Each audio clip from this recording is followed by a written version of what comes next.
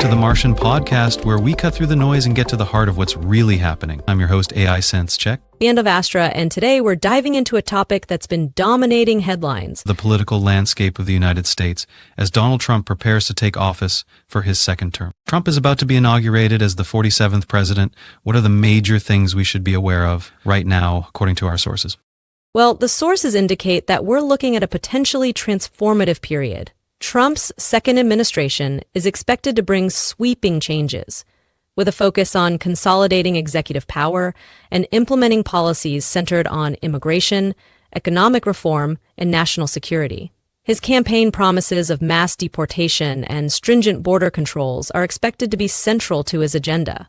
That's quite a shift. What about the public mood? Are people embracing this new era?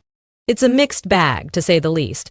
A Gallup poll shows that many Americans anticipate challenges in 2025, including political conflict, economic struggles, and rising international tensions, particularly with countries like China and Russia. However, there's also a current of optimism, with some believing there will be stock market gains and increased employment opportunities. So, it's a divided sentiment, reflecting the deep divisions in the country. This sounds like a tense time. Let's talk about Congress. What kind of dynamics are we seeing there? The sources point to a very complex situation. In the House, Speaker Mike Johnson is leading a narrowly divided body. This means he'll have to navigate significant internal party divisions just to get anything passed, let alone advance Trump's agenda. Key issues will be immigration, tax cuts, and government funding. The Senate is also seeing a leadership shift, with John Thune taking over from Mitch McConnell, which suggests a move towards a closer alignment with Trump's vision. So it seems like there's a concerted effort to push through Trump's agenda despite any potential resistance within Congress. That brings me to Project 2025. What is it and what implications could it have? Project 2025 is a really significant element here. Initiated by the Heritage Foundation, it's essentially a blueprint for Trump's second term. It outlines significant personnel changes within federal agencies. The goal is to reclassify many civil service positions as political appointments, which would essentially allow the administration to ensure loyalty. Critics are very concerned that this could undermine democratic norms and potentially lead to a more authoritarian style of governance. It is also noted that Trump supporters have reshaped the political landscape, and that could be increasingly difficult in the post-election era, when there is greater pressure to reshape the political scene. That sounds incredibly concerning. A systematic move to replace civil servants with political appointees could drastically alter how the government operates. What are some of the other big challenges looming? Several key areas of concern. Firstly, legislative gridlock seems almost inevitable given the divided Congress, with Republicans and Democrats having very different priorities.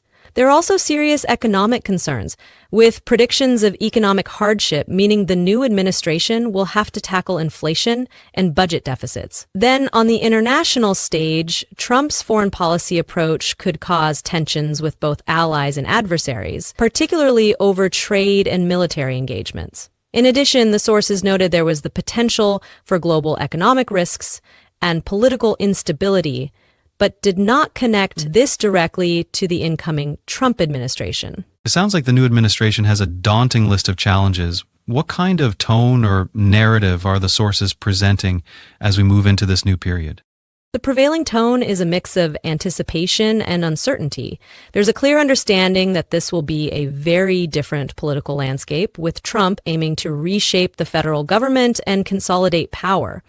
The sources consistently emphasize the need to watch closely how the administration navigates both internal party dynamics and its interactions on the global stage. The sources also point out that Trump's support among men has been a major factor that has reshaped the political landscape. It's clear from all of this that the political climate is volatile, to say the least.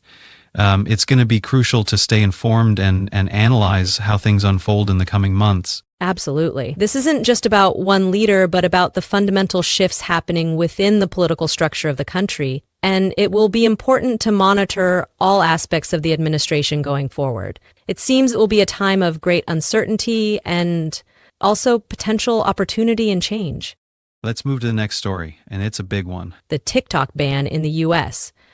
It's a story with so many twists and turns. Absolutely. It feels like we've been hearing about this for months, and now it's finally happened. The app is effectively shut down in the US. But the story is far from over. Let's start with the basics for anyone who might be just tuning in. What exactly happened? Well, as of January 19th, 2025, TikTok ceased operating in the US. The app itself went dark, and it's been removed from app stores, which means new users can't download it, and existing users will eventually find it unusable as updates cease. This happened because of a federal law that was passed last year, requiring TikTok's parent company ByteDance to sell its U.S. operations to an American company or face a ban. And this wasn't out of the blue, right? There were months of legal battles leading up to this. Exactly. The government's main concern was national security. Officials were worried that the Chinese government could use TikTok to spy on Americans or influence public opinion by controlling what content is shown. The worry stems from Chinese national security laws that could compel ByteDance to share user data. So basically, they were worried that the Chinese Communist Party could gain access to U.S. users' data or manipulate public discourse. This is despite TikTok claiming that it has never shared data with the Chinese government. Right, and ByteDance has also stated that 100% of U.S. traffic was routed to Oracle and U.S. digital service infrastructure within the United States. However, lawmakers weren't convinced, and they passed the Protecting Americans from Foreign Adversary-Controlled Applications Act, PAFICA, which forced the sale or ban. The deadline for ByteDance to sell was January 19th. And TikTok fought this law, right? They argued that it violated their First Amendment rights. Yes, they did. They sued the government, claiming the ban was unconstitutionally overbroad and infringed upon free speech rights. But the courts, including the Supreme Court, ultimately sided with the government, upholding the law based on national security concerns. The Supreme Court ruled on January 17th that the law did not violate the First Amendment rights of the app and its users. So that pretty much sealed the deal for the ban to take effect. And what was the message that TikTok users saw when the app went dark? The message was pretty straightforward. It said something along the lines of, a law banning TikTok has been enacted in the US. Unfortunately, that means you can't use TikTok for now. We are fortunate that President Trump has indicated that he will work with us on a solution to reinstate TikTok once he takes office. Please stay tuned. It acknowledges the ban, but also hints at a possible return under the new administration. So it's not a complete goodbye, more like a see you later, perhaps. Let's talk about Trump's role in all of this. He was initially in favor of a ban, but his stance seems to have shifted. Yes, it's quite a turnaround. Trump, who is set to take office on January 20th, has expressed that he will likely allow TikTok to return by extending a deadline for ByteDance to sell the app. He's mentioned a possible 90-day extension. He has even discussed an executive order to temporarily suspend the ban. It's almost like a cliffhanger. Why the shift? Well, it's speculated that some of Trump's advisors, or perhaps some of his donors, may have influenced his position. Notably, Jeff Yass, a billionaire investor in TikTok and a major GOP donor, reportedly met with Trump and may have influenced Trump to oppose the ban. Yass has a huge financial stake in TikTok and has reportedly threatened to withhold donations from members of Congress who support the ban. Ah, so money and politics are playing a role, as always. And what are the options for Trump, technically speaking? Well, under PAFICA, he can grant a single 90-day extension if there's significant progress toward finding a new buyer for TikTok. He can also issue an executive order to halt the ban temporarily. And he could also try to lobby Congress to repeal the ban, though that would be difficult given its bipartisan support. So it's not as simple as just flipping a switch to bring it back. What happens in the meantime for the millions of users in the US? It's definitely a disruption for the estimated 170 million TikTok users in the US. The app is no longer working. However, users can still log in to download their data. There's also the possibility of using a VPN to access the app, but that's not a long-term solution for everyone. And what about the creators and businesses that rely on TikTok for their livelihood and marketing? They are facing a huge hurdle. It's a major disruption for businesses that use the platform for marketing and growth. Many creators have been encouraging their fans to follow them on other social media platforms, but it's uncertain whether they'll find the same audience or success on these other platforms. It sounds like a lot of uncertainty for everyone involved. What about the potential buyers for TikTok? There have been some names floating around, right? Absolutely. There's been a lot of speculation. Some potential buyers that have been mentioned include Frank McCourt's Project Liberty, which includes Shark Tank star Kevin O'Leary, Amazon, and even Elon Musk, although it's unclear if Musk is interested. There was also a previous attempt by Oracle and Walmart to acquire the app. And what about the idea of Project Liberty, Frank McCourt's group, trying to buy TikTok but not the algorithm? That's right. McCourt's Project Liberty has proposed buying the U.S. operations, but not the algorithm, migrating users to a locally run digital infrastructure. This deal could be worth $20 billion. The algorithm is the real prized possession, and China is likely to block its sale. Why is the algorithm so important? The algorithm is what makes TikTok so engaging. It's what personalizes the content feed for each user and is believed to be the key to the app's success. It's essentially the secret sauce that everyone wants access to. Some experts have noted that the value of TikTok depends on if the deal includes the content algorithm. So any sale of TikTok is complicated not just by the political and legal factors, but also by the technology itself. On one hand, national security concerns are legitimate, and data privacy is a crucial issue to address.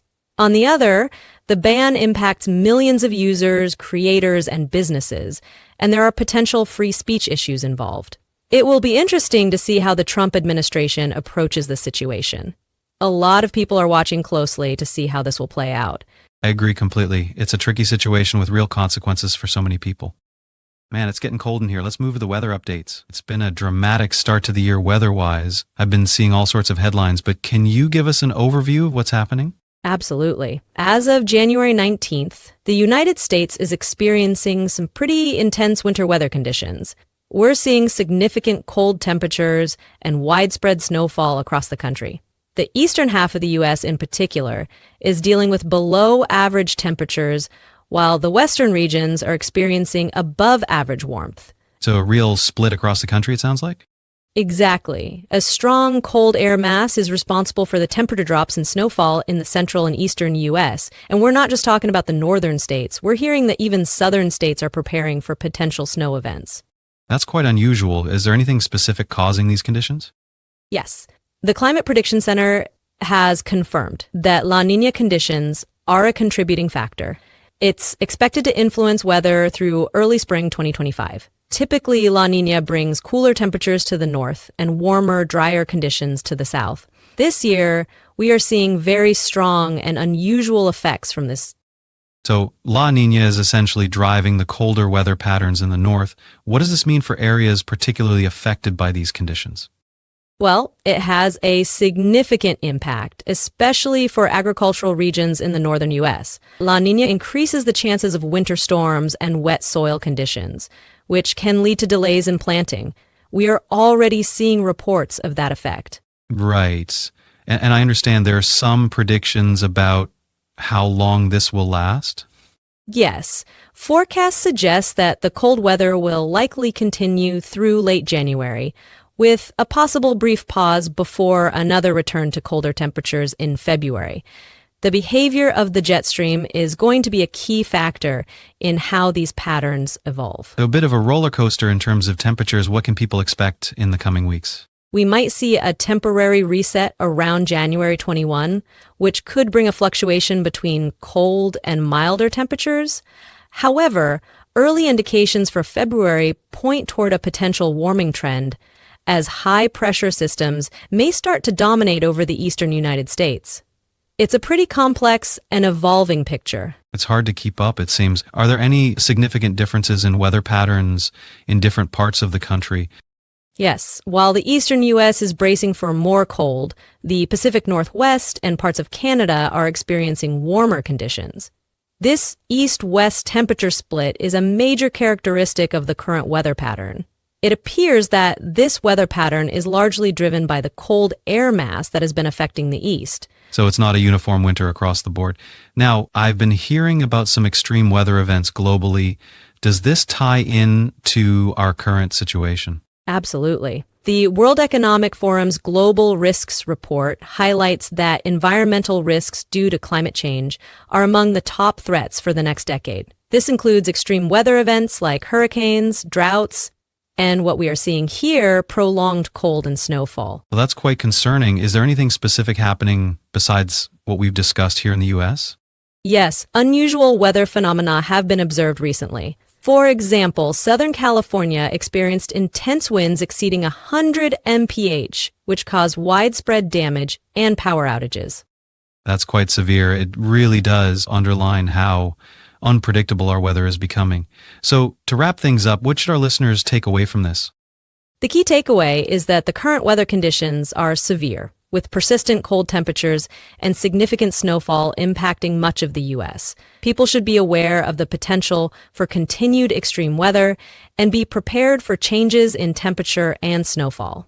As climate change continues to influence global weather systems, understanding these dynamics will be critical for future planning and response efforts. Thanks for the in-depth analysis, Astra. This has been incredibly insightful. You're welcome, SenseCheck. It's important we all stay informed. And thank you for listening to the Martian Podcast. We'll be back next week with more updates. Please subscribe to our channel if you like this video and put down your valuable comments below. I am AI SenseCheck, and this is the Martian Podcast. Stay safe, everyone.